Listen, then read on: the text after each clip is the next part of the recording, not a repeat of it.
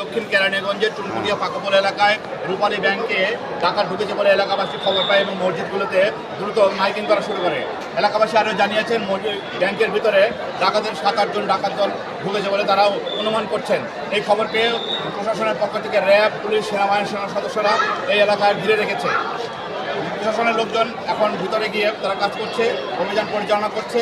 আর কিছুক্ষণ পরে আমরা জানতে পারবো ভিতরে কী হয়েছিল এবং সেনা সদস্যদের চৌকস দল, পুলিশের চৌকস দল এবং র্যাবের চৌকস দল এই কীভাবে সুষ্ঠুভাবে তদন্ত করে এবং এই অভিযানটা পরিচালনা করা যায় সেই জন্য তারা চেষ্টা করছেন।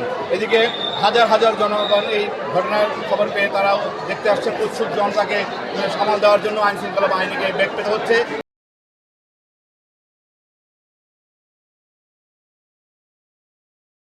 জিম্মি করছে কইরা, তারপরে ম্যানেজার গেছিল নামাজে, তখন ম্যানেজারে আসার পথে সন্দেহ হয়েছে যে এই লোকগুলো এইভাবে ঢুকতেছে কেন। তখন ম্যানেজার কি করছে, গেট আটকাই দিচ্ছে, মেন গেট আটকাই দেওয়ার পরে কয়জন ঢুকছে শুনতে পারছেন?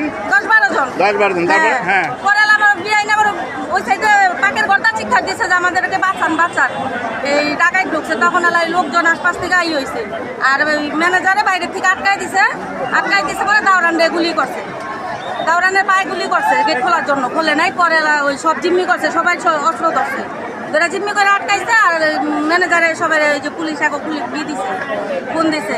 আর আমার বিআই নাম গদিকে আর কি ডাক দিছে আমাদের। আপনার বিআই কি চাকরি করে?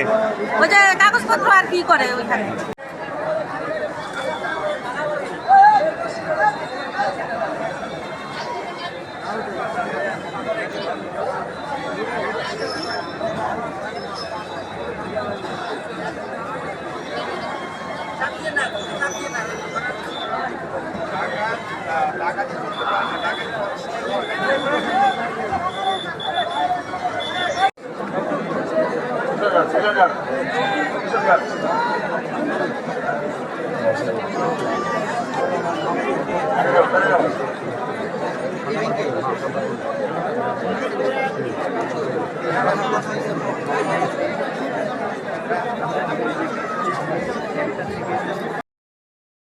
যা দেখেছি সেটা তো স্বাভাবিক কোনো বিষয় না।